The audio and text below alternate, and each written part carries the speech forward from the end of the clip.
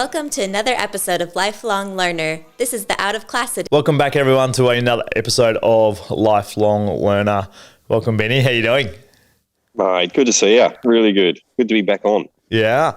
So where are you dialing in from at the moment? I am at the Le Meridian in Phuket, which is kind of halfway between Caron Beach and Patong Beach. It's got its own little beach area. Actually, in fact, it's one of the very few resorts in Phuket that is actually on the beach. So, so a really lovely spot. Right. So last time we chatted, you were just about last morning in Bali and about to fly out to Thailand. First, how's Thailand been? But it's really low. Like we flew into Bangkok, and it's a city of 16 million people. Like it's a lot of people there, and it's busy, but it's not like ridiculous. Like it's not ridiculously busy, but it's busy. And they've got all the morning markets, and so I'm an early morning riser. I go for a run to the markets, sit and have coffee with the locals, and just get one of their deep fried bananas off the street, and just chat and as best as they can, because a lot don't speak English. So I loved Bangkok. Had a really good time. Caught up with Logan there. He met us there. He was flying in from Vietnam. Bangkok was good. And then we jumped on a plane again and flew down to Phuket. The taxi left Michelle's iPad Pro and my laptop in the back seat of the taxi. So I hate that when that happens. It was a taxi we hailed off the street. We rang the hotel hoping that we'd left it at the hotel and that we'd not picked it up. So they went and checked their CCTV footage, and they could see Michelle getting in the car with a laptop bag, and but they couldn't read the number plate of the taxi. It was just one of those pink taxis. To the airport. Yeah, it was the transport to the airport. So, but we didn't take it out of the back seat of the car. So even if they wanted to, I'm going to assume best intentions, right? The Balinese person would have gone, "Hey, yep, I'll bring it back," but how do they know where you're going to be? It's not like bringing it back to a hotel and handing it into the hotel. Yeah, well, I guess they could have handed it back into the hotel. Or maybe, yeah. But it was black. So I think it's maybe sat on the floor, and he might not pick that up. Oh, yeah. Later on in the day, he might not realise. And then maybe he'll think there'd be some value in it. Yeah. But did you try and ping the location? You can go find your iPad. It's gone. Like you can't. Because it's in Thailand. Yeah. Because there's no network connection. Yeah, correct. It's only got its last location. So that was that. And then we walk up to so that happens as we get into the airport, Michelle runs back out. She's running up and down the concourse, hoping that one of the picked taxis was the one. I'm ringing the hotel. She comes back in, and then we walk. Anyway, that's insurance. We'll have to just, it's a real nuisance, because how like everything's in the cloud for us, but you're just setting it all up, It's like a pain. Anyway, we walk up to the desk and we hand over our passports, AirAsia, and say, "Hey, yep, just checking in." And she goes, she's looking at the computer, she's typing away on the computer, looking at the passports. She looks up at us. She goes, have you got your booking number there? And we go, "Oh, yep." And my booking number on my phone, pass her the booking number. She looks at it, and then she sort of turns and points to my phone, and she goes, "Your flight is tomorrow." So we got the wrong day. I hate that when that happens. Anyway, we said, can you put us on a flight on the flight tonight, this afternoon? So the guy comes over and he goes, "Look, you got to give 48 hours notice of changing your flights." Fuck. He said, "I'll see what I can do." Yeah. So he said, "Yeah, look, we can put you on a flight this afternoon. It's another 100 and I don't know, 180 bucks or something." Right. 180 bucks. And so we got on the flight. So anyway, we got to Phuket and hold on. Tell us your original flight. How much was your original flight? Was it like $30, $40? Yeah, it was peanuts. It was 50 bucks maybe or something. So look, but like in the scheme of things. So we get down to Phuket and we're staying at the Hilton in Coron Beach. Now, this is a stunning. It's a bit older, but it's a stunning hotel. It's got these 4 big semicircular buildings and gardens, and I don't know how many acres. Right? It's just a lot. It's a lot of gardens. It's got lakes. In fact, when you go to Google Maps and you don't do satellite view, you just do outline view, the map view, and it shows the lakes. Wow. The lakes are big. 4 swimming pools, waterfalls, temples. I mean, it's full on. It's stunning. No one there. Oh, no one there. Michelle and I were the only 2 sitting by the pool. The only 2. So it was sort of weird. It was like one of those weird. You 2 like a bit of the vibe, right? The people, some people around, like the vibe, right? And it was so weird. And then we went, no, this will be good. And getting around the hotel and the more I stayed there, the more I kind of settled into just the beauty of the hotel. It was it was really, really lovely. But it's got like a lot of those big hotels. There's so many places that you could go and sit and and restaurants, and just empty. So we were there for 5 or 6 nights, and we just decided that we can't, because we had nowhere to stay 2 days before, so we just booked that. Yeah. So we'll see what it's like, and then we'll decide whether we stay or not. Anyway, so we shifted. So we've shifted to here, which is the Le Meridian, which is the one I was just saying on the beach, between Coron and Patong, and lovely hotel. But again, I've got to say, we arrived and there was a conference here, which is the biggest conference they've had since COVID started, and it took the hotel to 95% capacity. Okay. And now it's back to the way it's always been, which is back down to about 30%. Which, when you got a big hotel, it means that there's people around, because doesn't have the big grounds like the Hilton had, where everyone can spread out. But mate, lovely hotel. I booked, because one of the things I found with my coaching is that these places don't have business centres anymore, because everyone's, no one needs a computer anymore. Everyone's just on their iPad or whatever. Yeah. But you sort of sometimes need like a private space to sort of to set yourself up, and not in your room, particularly when the time zones are different. So I'm up at, coaching, I'm up at 5 o'clock to match my times in Australia.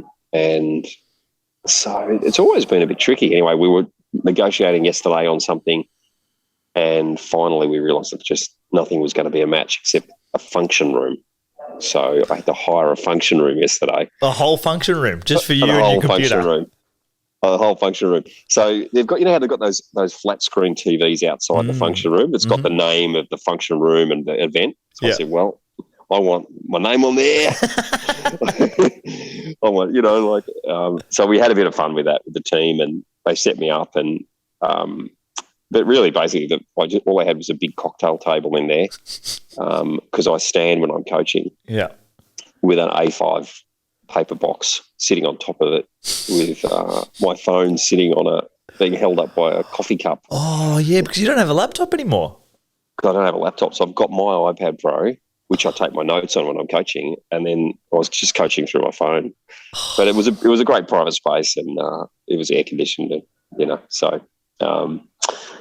But the hotel is lovely. The team are lovely here, and it's been good. But we're like I was saying to you just kind of earlier, we're ready to come home. A few coaching clients asked me yesterday, how are you feeling about, how's the holiday? And I said, both Michelle and I just in the last couple of days have come to the realisation we actually really love our life. We don't need to escape from it. We actually really like our daily life. We actually love what we do, and we don't need a holiday to get away from the grind. We don't need to do that. And so for us, a holiday is an opportunity to explore something new, some adventure, meet new people, do something a bit different. But we don't need to be away from home. And so 10 weeks is a long time away from home. And so we're really looking forward to getting home, getting back to cooking our own food and getting back to work and being in my office. And so we're ready to come home, but we're here for another week still. Right, I got some questions on that, but welcome, Matt. Welcome. I'm glad you made it from your parole officer. The last couple of weeks, months you've been away with your parole officer, mate. I hope that all went well, seeing that you're out and about now. Is the ankle bracelet off, though? That's what I'm interested in. Have they taken the ankle bracelet off? I haven't listened to what you guys have been saying on the last two podcasts, so who knows? Who knows what stories you've been telling in my absence? Stories. I'm here to defend myself. I only spread the truth, mate. I only spread the truth. Okay. Where are you now? Lovely to be here. I am not exactly where I want to be, I'll be honest. I was visioning a beachside location, sipping a beautiful locally made coffee, and it didn't go to plan. You know when you wake up and your phone's off and you're like, oh, no, you can't be off. You're my alarm. Oh, no, I missed. That was the cycle I've been in this morning. Just a whirlwind, pack van, move van, find coffee, toilet before coffee. Now there's a massive line for coffee. And then internet issues. These are some of the things, and Ben can relate to me, that when you have a home, wow, you know your coffee's there. You know your internet works. You just know there's certainty. So I've had a morning of uncertainty, and look, I'm here with you guys. I'm grateful for that. I do not have a coffee. Partially still need to go to the toilet, and I'm sitting in a car park when there's a beautiful beach, probably only 3-4 meters away, minutes drive away. But I'm in Byron Bay. You're in Byron Bay. Yeah. Weren't you in Melbourne last week? Yeah. Mate, if you could GPS follow Kat and I, my movements. So we left in February, we went to the Great Ocean Road, Lawn, and then we drove all the way to Canberra. We left Canberra and went all the way to Western Australia, up the coast to Exmouth, Indonesia a couple of times, back to Melbourne, and now we're going back up the coast to check out Airlie Beach. Madness. So you're solo. Are you still holidaying? Are you still holidaying, driving around holidaying? I'm back. I've transferred back into the vehicle, and now we're driving up the east coast. I'm in Byron Bay now, heading for So you're Airlie still Beach. doing holiday? Yeah. Ben's here thinking like, oh, mate, 10 weeks is too long. And Matt's like, I'm just getting started. Hey, I'm just warming up, baby. No, this is the last month for me, and then back to a home to prepare everything, and pack up, and get ready for the next chapter. But I'm with you, Benny. Your death threshold is 10 weeks. Mine's 7 months. I've got to a place where I'm ready to come home. I'm over the van. I love it, but I'm over it. I want a bed and a shower and a toilet all connected in the same facility. Yeah. It's a lot easier doing van life in warm weather too. When I got back to Melbourne, I was looking at having to live in the van for an extra month because my tenant can't move out. They can't find somewhere. You and Ben the same way. You guys have really painted yourselves in a corner here. I couldn't kick them out. They're pregnant. They've got a baby on the way. It's due in November. And I'm like, I can't kick them out. I gave them an extra month, and then I was going to live in the van in Melbourne. No. So I'm going somewhere warm for a month. Mate, we've done the same thing. We've rented our house out, and we can't get in until the 1st of December. What happened to you? So we've got 2 months when we get home where we're homeless. Mate, I had to. So hilarious. I got back, and I just hung out with mum and dad for 4 days, and I had to go to my house just to check. Like, I needed to know what I'm up against, right? Like, are they getting their deposit back? Where are we at? So I went and had a bit of a meet and greet, check in. Let them know, look, I'm happy to give you a little bit extra time, but you need to be out on this date because Kat and I get back and we start work. Like, we need a place. They're quite understanding, very appreciative. I needed to get my car, my ute, which is underneath in storage. I just need to turn it on and run it. it wouldn't run. Flat battery, of course. It was bad. I opened the bonnet and there's 1,000 mouse droppings under there. Oh, Bad. no. It took me 4 days to get both my other cars working. Both had destroyed batteries because I haven't been driven. So I've just fixed them up, put them back. And Weren't you subletting one of your cars? The little Corolla? Yeah. Yeah, I gave that away. That came back. It wasn't working when it came back. But I had a full tank. Fuck. Yeah. Get it going away is just great. It's all great, isn't it? Going away is just the greatest. Going away is great. It's the transitions. It's the transitions between that are tricky. For me, anyway. Mate, I feel like Ben's been in transition for 3 weeks, mate. So last episode, Matt, Ben's like, I'm just ready to come home.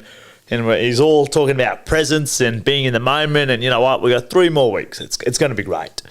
And Ben, how is your being present being in Thailand and enjoying the now as opposed to going, I just want to get back home to a place where I don't have a home at the moment? Loaded. Look, to be honest, it's actually been pretty good. It's been pretty good. It's more just we're sort of run out of things to do, and I'm sick of breakfast. When I say I'm sick of it, I'm not sick of it. But you know, like you can only take so many like breakfast buffets. Do you know, like. And as I don't know whether you guys have done long stays with, like breakfast buffets, but eventually you're asking, have you got any Vegemite? I want a bit of toast and some Vegemite and a cup of English breakfast. And do you have anything except for these white mugs that are mass produced for 6 cents? I just want a proper mug or a cup. Bread cut into soldiers. Just so I can, I just want to dip it in there. Take me home. Oh, mate, we've done that. We're past that stage. We're at Vegemite on toast. So you can only take so much, and just food, different food. Like you just want to have a steak that doesn't have a very salty sauce. A Meridian last night. I could feel the fluid retention this morning. Speaking of restaurants, I just want to give a shout out to the banyan tree in Thailand, which is where you can go on the it's right up on the top floor, 65th floor, and you overlook all of Bangkok. Incredible view. One of the worst dining experiences we've ever had. So,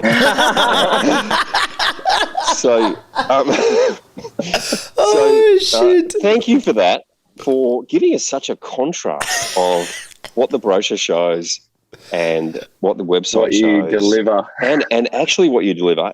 Incredible contrast. We could have had more contrast than ever. And you know what was really funny? Because I got to tell you, the service was awful and the food was really awful. And they have this thing there where they don't clear tables when someone finished. So you're sitting in the restaurant with all these tables of people that have left with all their food scraps and empty glasses and the smell of their alcohol, and they're all there, just everything around you. And I said to the guy, I called him up, I said, like, it's just kind of a bit weird sitting here with all these food scraps around us everywhere. Could you clear the tables? Like, it's like weird. Anyway, they apologised. He would have loved that feedback. And the food was weird. The food was like, obviously they make it, put it on a plate, then put Glad wrap over the top. And then whenever you order, they take the Glad wrap off and bring it out or heat it up. It was like really weird, Anyway, so at the end, they're apologising. They, cut the bill in half and all that's great. But, this was a night we took Logan up there and we wanted to have a great night. And they said, look, in compliments of us, we'd love to take a photo of your experience up here. You probably, we don't want a memento of the experience. And so they come out with a camera and we've got to sit around the table with these fake smiles as they take the photo and then print the photo out of our experience at the top of the banyan tree. That was really interesting. So, but anyway, look, one of those experiences versus some of the incredible, dining. Like I went diving, and I was saying to Michelle yesterday, I went diving yesterday, a couple of beautiful islands, and all the dive companies use one or two big dive boats. So they all pull onto the, one dive boat, and the dive boat organises everything, the tanks, and you get on, and, he gives you the briefing. By the way, he gives you a briefing. Talk about planting seeds. He says, oh, he's Thai, and I can't do a Thai accent. He goes, so it'll end up Indian. Come on, try. The only accent Ben can do is okay, Indian. everyone. Okay, everyone. We're going to go, and but before we go, I need you to know. Some of you will, as we go, some of you will feel like washing machine in your stomach, like washing machine. Yeah. And then you get cold, wet. You feel wetness on your body. And then your face go very pale. He's describing seasickness to the perfect. And so I'm listening to him going, ooh, and I'm actually visualizing the seasickness. And he said, and then you go pale, and then you be sick. You stay sick. So he holds up this packet. He said, so if you think that could be you want to take one of these now. And I've gone, yep. And I don't do seasickness, but as he described it, I thought, ooh. That sounds like a nightmare. Yeah. And you mean this little packet for 100 Australian dollars takes that away? Gold, I want one. So they handed them out like all these. Yeah. So and then you get on, and then there's this incredible breakfast. Like, what was his driving like? Was he like? Yeah. It was a big boat, right? And it's just beautifully laid out, an incredible breakfast. And then we dived at the dive site on an island, and then you come out and you get out of the water, and then here's this morning tea, like all beautifully laid out. And then you dive back in, and you come back out again, and here's lunch. It's like magic. And you dive back down, and you come back again, and then here's afternoon tea. And so just the contrast there between the banyan tree, 5-star, a lot of money for a night, versus just the incredible service and incredible food that they did on a dive boat. So well done, fantasy diving.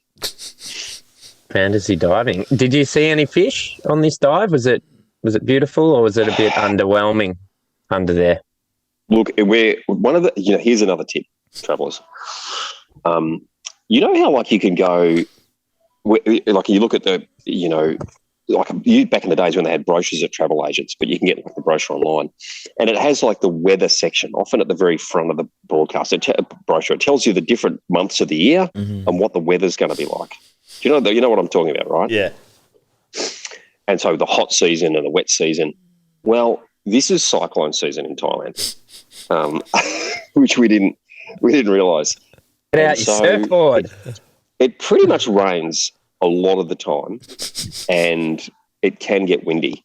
It can get windy in cyclone season. I want to ask the obvious question that we're all thinking. Yeah. Why did you leave Indo? Yeah.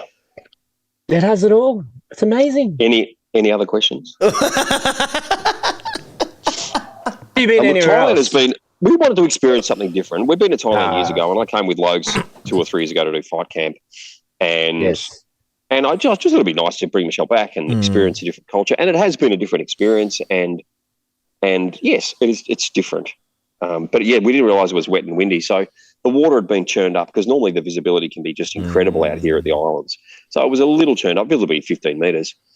And not, we're just so blessed for the sea life that we have in Australia, and a Great Barrier Reef, because it is absolutely stunning, and they're doing their best to try and recover the reefs out here. But to be honest, like it's not spectacular, sea life, and like it's not amazing. But it was a great experience with 3 dives. It was a boat wreck. We dived through a bit of a boat wreck down there, and that was great. That's cool. And so it was a really, really good day out. Really good day out. But yes, it is wet and windy, and that was the best of the days, because I looked at the forecast after we got here, and it's now going to be wet and windy for the rest of the week.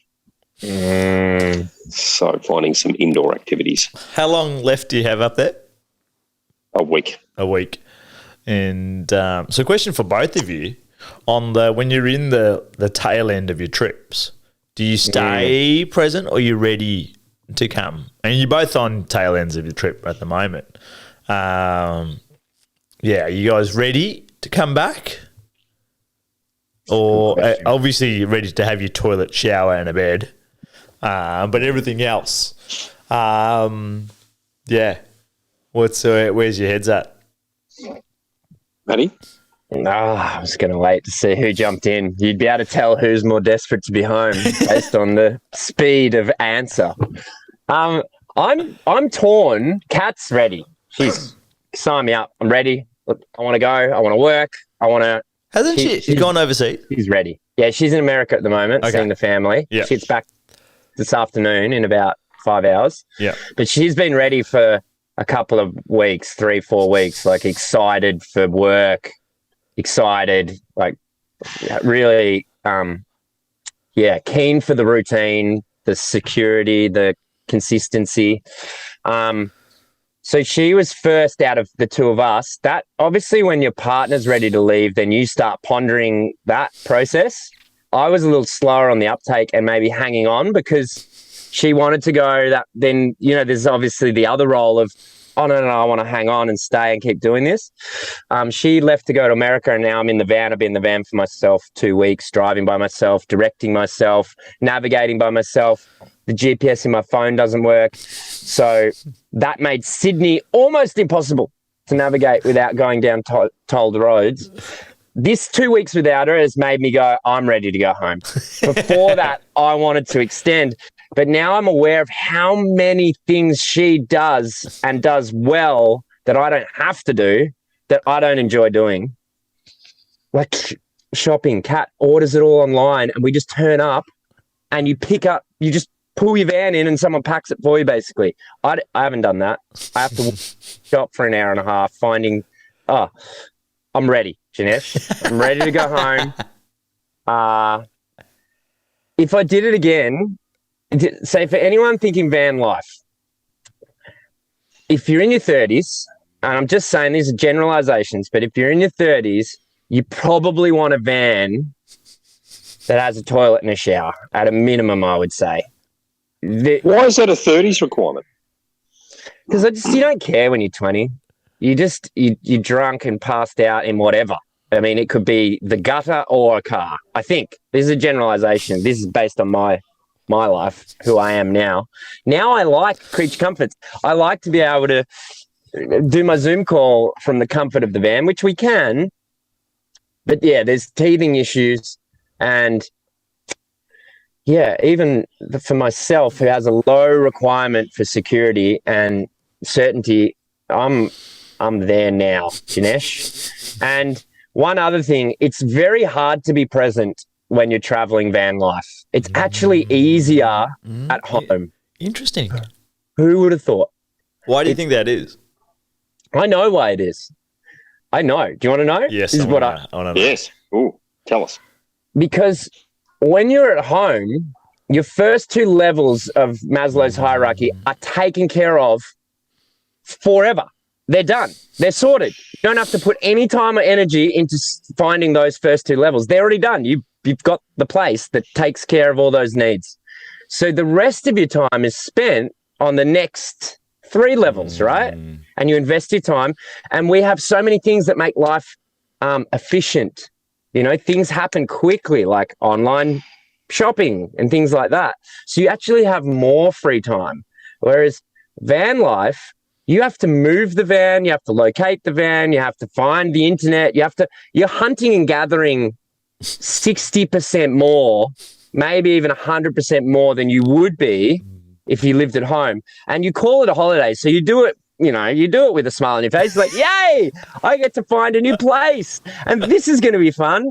And then you pull up and you go, right, where should we park it? And Matt wants to park it somewhere and Kat wants to park it somewhere. And then there's that dance of, well, I think we should back it up next to the water. Well, I think we should park it next to the tree underneath we don't want to park. everything takes a lot longer. And then eventually you get into a beautiful space, the van's in the right place, the chairs are set up, you sit down, you're like, now I can be present. And then you're like, well, where are we going to get food from? One of us got to cook. All right, let's start cooking. And then, it all starts. So it's a beautiful thing. I recommend everyone should do it. It has its benefits, all of which are plastered across social media. So I'm not going to go into the benefits. There's some amazing aspects, but there's a lot of things that don't make it in van life promotional videos. And I'm going to make one. I'm going to make a real one, and I'm going to post it. I'm going to give you the truth behind van life. Benny, anything you'd like to add? Have I just had a wild experience and I'm by myself, or is this something you can do? Yeah, mate, I agree. We did 5 weeks in the camper trailer, and it is a lot like that. It was constant. That was the reason that we then said, okay, let's not continue the journey down the West Coast. Let's get on a plane. Let's go and find a resort somewhere where we can actually just sit and be and not have to pack up and set up, and and we can establish a routine, which is what we did. The challenge was that we also then let's also put some variety in and switch locations. And yes, in hindsight, don't tell Michelle, I kind of wish we'd stayed in Bali and maybe just switched to another resort, 2 weeks in one resort and 2 weeks in another. And that was the big change. So we really just bedded ourselves down in a routine. But, a week and a half in Bali and then a week in Bangkok, and, we'll end up being a couple of weeks down here in Phuket. It's just a bit of changing. Like now we've got a week, and I'm looking forward to kind of settling into a routine I've started to establish. So, yeah, you're right, Matty. There's uncertainty with travel, and it's exciting, but it can get just a little too much. Yeah, if you live that way, right? It's constant novelty, and too much novelty can, like anything, become destabilizing. Easy as well, Janesh, to fall out of good routines as well. Like, because I'm putting a lot of Ks on the clock, so I'll sit in the van and I'll push out 9 hours, and I haven't really exercised for 9 hours, and I'm like, I'll do it tomorrow, and then something will come up tomorrow. So these 2 weeks without Kat, like Ben said, of trying to reestablish couple of just these things happen. Surfing, like the irony is that I surfed more when I was at home than I've been surfing on the road. Really? Why is that? Yeah. Because you go to these amazing places and you can't surf because you're looking at you need 3 different elements to align. 4 really. You need wind, you need tides, and you need the swell all to line up perfectly. And I need to be there at the right time. And I've been lucky. I have kind of been in the right place maybe 3-4 times, but again, just, not surfing as much as you would have thought. You go to a new place as well. You don't know the place. So you're very, very aware of your incompetence with understanding this location. So you have to spend an hour or 2 just studying the environment. Where are people going in? Where are they coming out? Where's the wave breaking? Where are the rips? And then you go out and you surf. You don't surf your best because you're so heightened and, sharky. Oh, there's a rip there. Oh, there's a rock. Oh, fuck, there's a rock that I didn't even know about that's there. And so, again, it's no certainty. Whereas when you go to the same break, it's certain. So you can deal with the anomaly of the wave being different and all the varieties because you know the break. And I would say I'm not a good enough surfer to be able to just travel and surf really well at each location. I've had a couple of really good surfs where I've been there for 3-4 days, and I've got used to the wave on the first day, and the second day I'm a bit more confident. Third day I'm enjoying myself. But we've only had a few of those situations really line up. So there you go. I think Mate, for someone that likes a lot of uncertainty, sounds like you've turned a page a little bit there, Matt, and you want some more certainty. I was just watching this Byron Bay stereotype nearly crash his van into my van. That was a level of uncertainty I wasn't ready for. It's been surprising. Yeah, I've hit my threshold, which is good, right? I found the edge, and I'm aware as well, as we were saying, age. Maybe it's age, or maybe age is just a way of describing. Yeah, I've done this a lot, and I've realised that. To use an analogy, if you think of, I'm sort of living out a young prince's dream right now, and perhaps I'm moving towards mature prince. So the adventuring on the road, chasing after the dragon, that time is maybe coming to an end for me, and now I'm ready to settle down. Not settle. You were trying to look for the words there, Matt, weren't you? You were.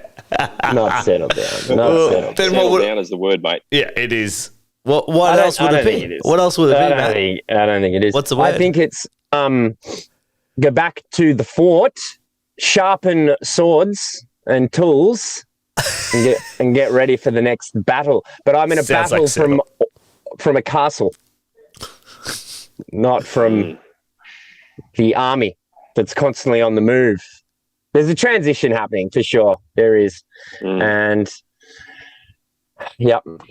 this van life has been epic, but I've hit my threshold. 7 months. I'm ready to come home. Ready to sell the van to a couple of young bloods who need a amazing 4-wheel drive van.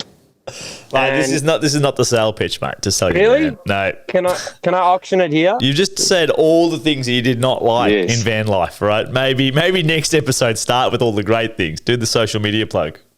Okay, next episode, I'll sell the van and the story. Got it. This one, bah humbug. Camping vans, they suck. I got a question for both of you. So, we usually, like, celebration happens at a birthday, or like these functions happen for a reason, right? And people get together, and I was talking to a friend, and he's a listener, right? So which is good. So this one's for you. And the conversation was like, oh, we should do a night away or whatever.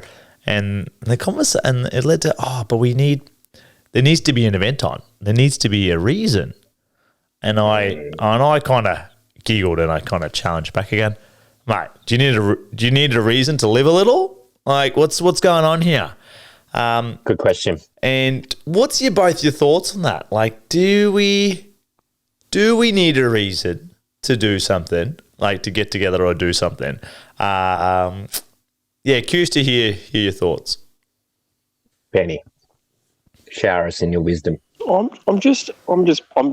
feeling into that, and feeling like you're saying, just like to catch up for dinner, you need to have or a dinner, or say if say if I go, all right, when you guys are back, hey, let's do a weekend away, just a night away, just the guys. We're gonna, in a van? No, not in a van. Benny and I are going to be that day, right? I'll get a place, whatever, and which is fine. But then it's like that, like. No, I don't think. No, not you, Ben. The masses. Oh, both. You guys and the masses. Well, definitely not me. Every whenever you do anything, it's always an event, isn't it? True. Maybe the way you do it, Ben. It's always an event. We don't need, Michelle and I don't need a special calendar day to go out for dinner or to have a weekend away, or. But like, say, let's go like a weekend away, or to throw a party. Do we need a reason to throw a party? Well, I guess sometimes, because when you have a party, it's a celebration of blank, whatever the thing is. Yeah. So I kind of get that, but we've often had parties, just just to have a gathering of people. But we would theme it, to be fair. You know, it might be black tie. Yep. But there's no reason though.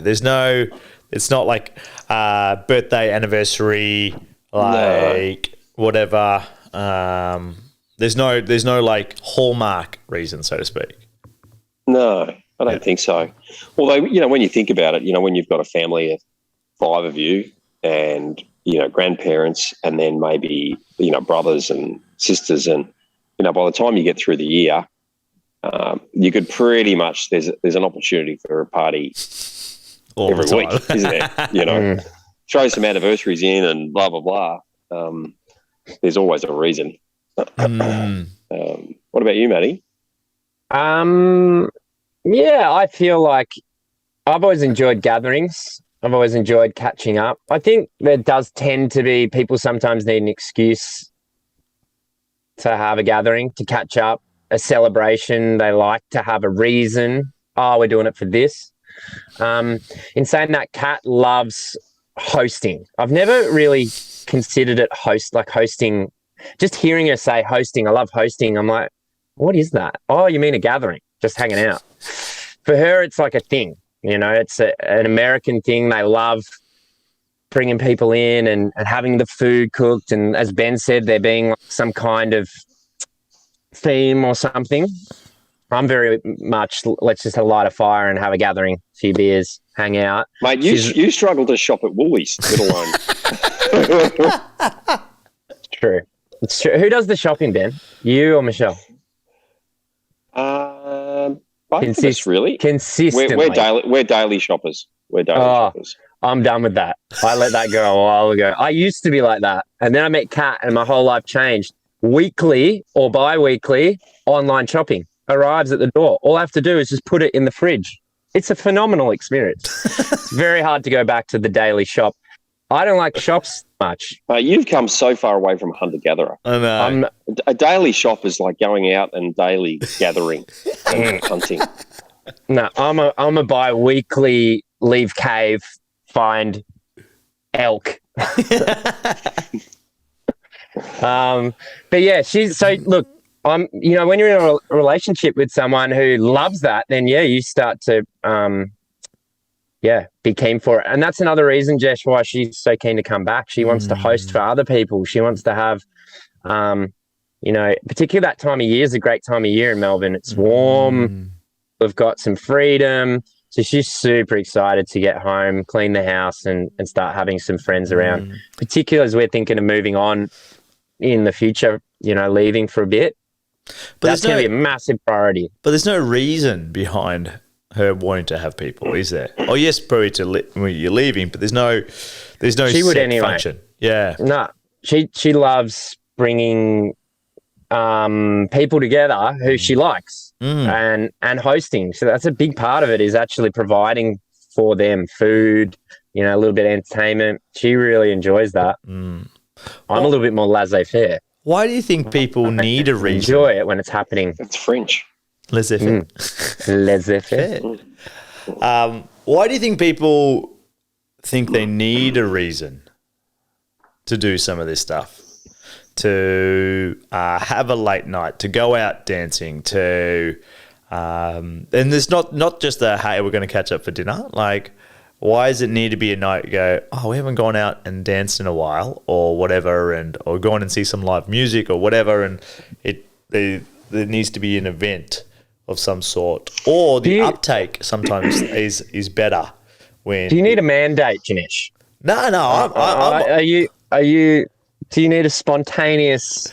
I love it. Like, I'm happy gathering. to do it all the time. But yeah, you're good at this. Yeah, you like this. I love it, but I know I'm aware other people, like, if I put a label on this is the reason why we're doing this, you get higher RSVPs, right? More people go, oh, great, I'll clear the calendar for that. But if it's just we're getting together and we're doing this, then I don't know, I'm busy. But they're not really busy. They're but yeah, why is that? I reckon it's a leave pass to let your hair down, drink too much, stay up late. You know, there's a reason. It was his birthday. The justification to Yeah. yourself and or your And maybe everyone your else. family, other people. Yes. Yeah. It's like, oh, it's his birthday. I had to spend $300 drinking all night long and going out and having fun. Mm. The justification, Yeah. Yeah. Yeah. Maybe I reckon you're onto something there, Ben. It gives you a reason for the hedonistic behaviour. Why do we need the justification to? Why do we need the justification?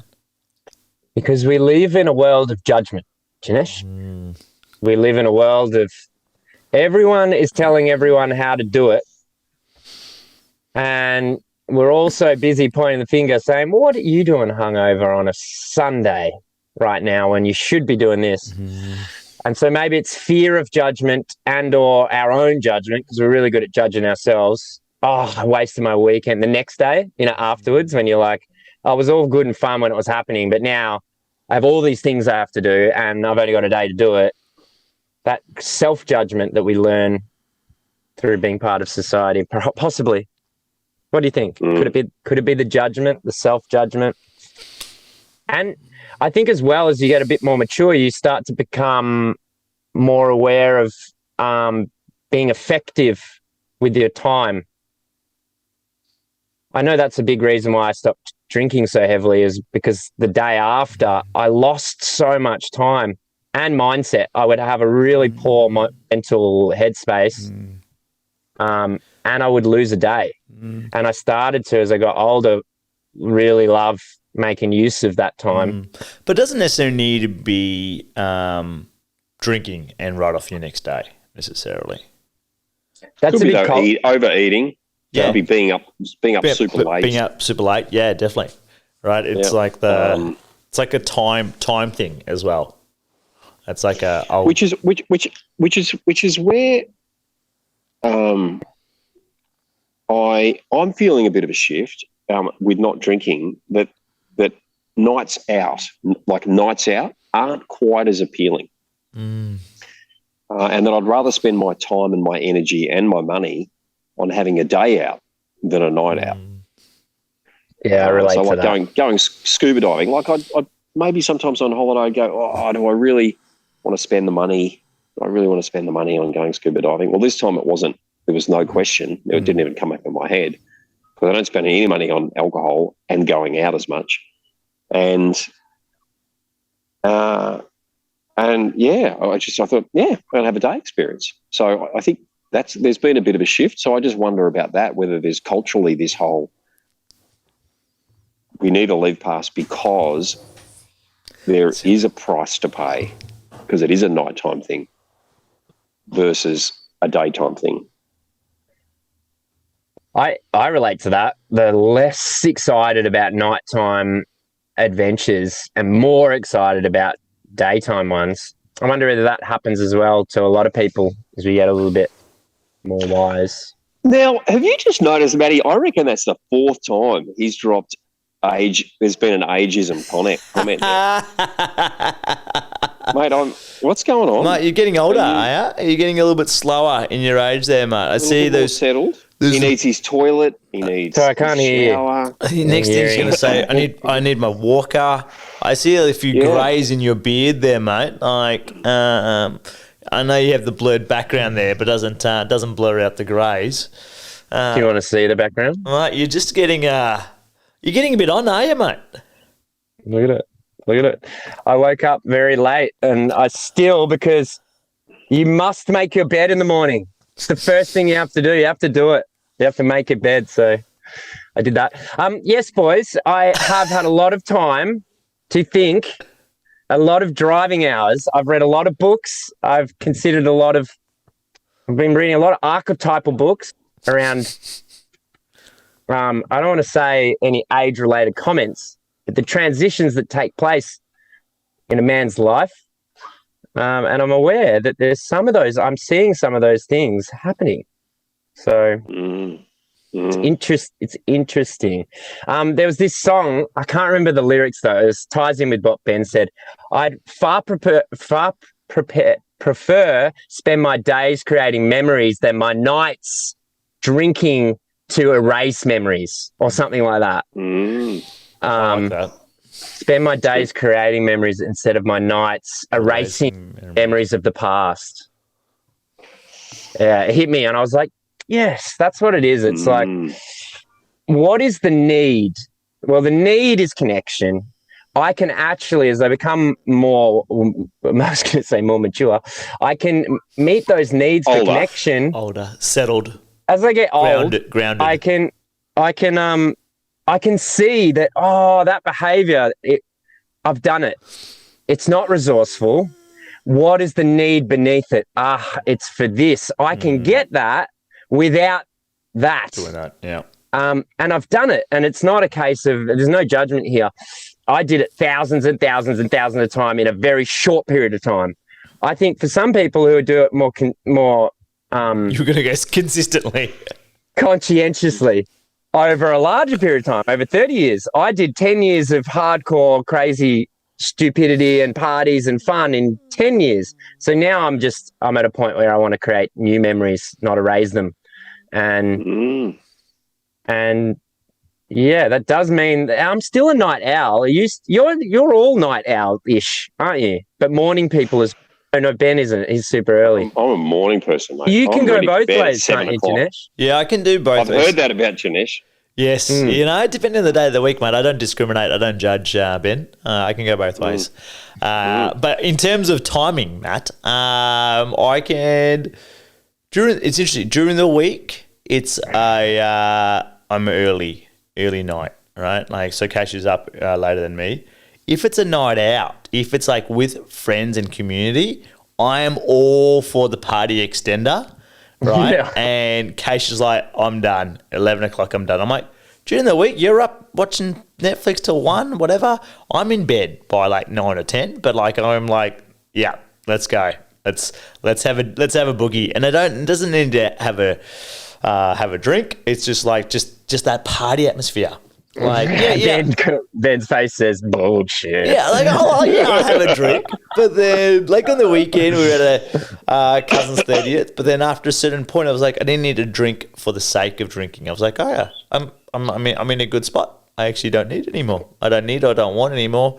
But happy to still kind of have a bit of a boogie. But, can go both ways, depending on the circumstance around. Yeah. Yeah. Sorry, Benny. I still love the nights, but yeah, I'm becoming more of a morning person because you can make more use of the day than you can the night. Mm-hmm. From an activity standpoint. Sorry, Ben. Carry on. Yeah, I think I was just about to say, which is what you were saying, that I really enjoy the mornings, and I love this. I am the only person in this whole hotel.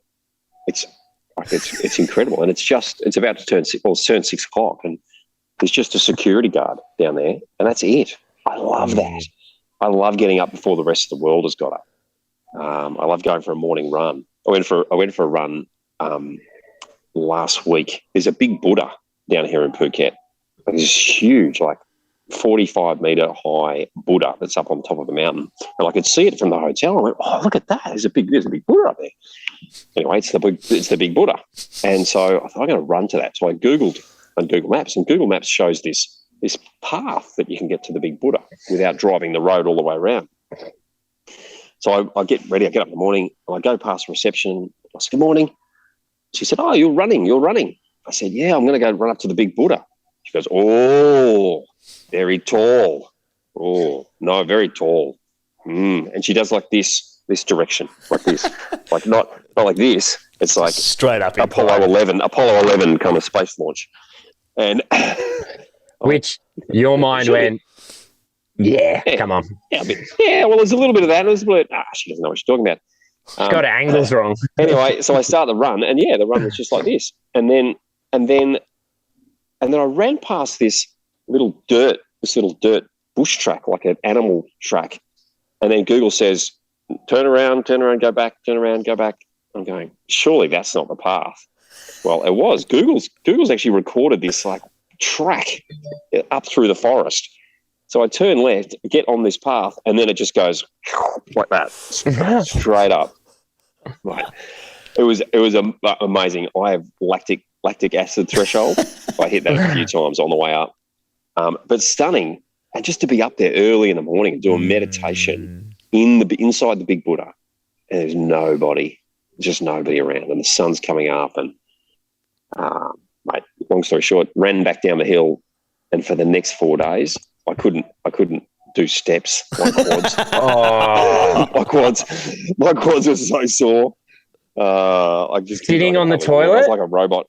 Yeah, getting. Or do you have to lower yourself down to the toilet? Oh, that's well, you can brutal. only lower to a certain point. You get to about 45, and then you got to drop. That's not fun. Hey, I'm conscious of time, boys. What's the moral of today's story, you reckon, Janesh? Right. You've been quiet today. You haven't had much of a share. He's been like Parkinson. He's been asking all the questions. Right. Been asking For the young questions. people out there, Parkinson was an interviewer, famous interviewer on Well, I was going to BBC, say I like think. Oprah, go Oprah or Ellen, but sure. Oprah. But even that, there'd be young people that don't know who Oprah is. Yeah, I know, which is scary. I would say, I think a couple of things. I think create a life that you don't need holidays from, and create a life that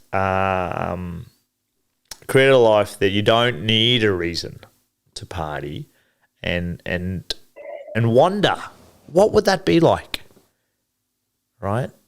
A couple of things. That was like what would that be like? Just to ponder.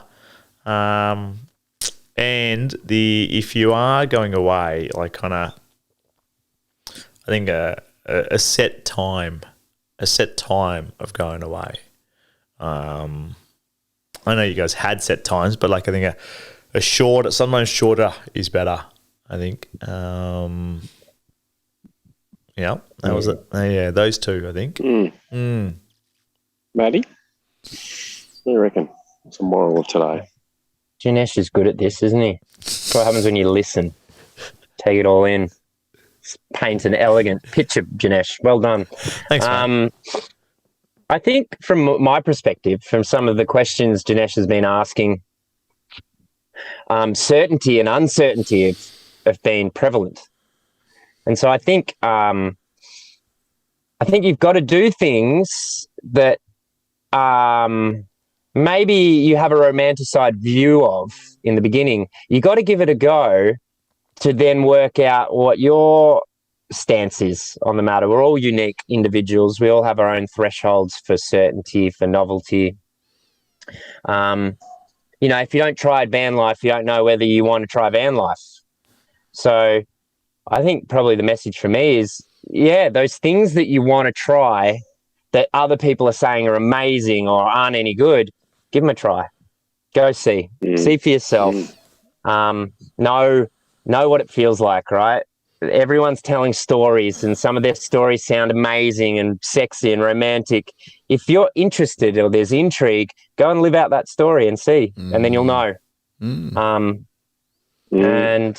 And you'll know something more about yourself too, right? Like not only do you uncover, that activity isn't really for me, or that trip, I can't go for that long, or living in a van, it sounds like for Ben and I, there's a threshold. And actually, some of the ideas we were sold on, maybe it doesn't for us meet those needs. And then it makes you more grateful for the things that you already have, which is a home, constant internet, hot shower. So I would say, work out your threshold and don't be scared to try, because either way you're going to learn. Might not be for you, it might be, but you're going to gain valuable information for you. It's good, Matty. You did miss, apart from toilet and stuff, your Jason recliner. Oh, yeah. and your slippers. You know what? I just feel a little bit that today's session has been a little bit of a bitch and a moan session about holidays, and so what is so much my insight, but what I want to share is, and I think, I know you're the same, and I certainly know you're the same, Janesh, as well, is that we are super grateful. I am super grateful for the fact that I can actually take 10 weeks holiday.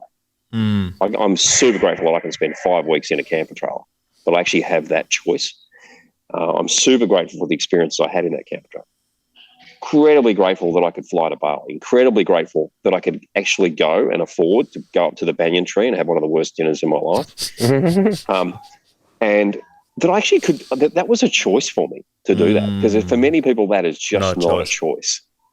And so I'm really, really grateful that I'm here. I'm really grateful I'm in this beautiful hotel, sitting in the lobby, and no one else is here.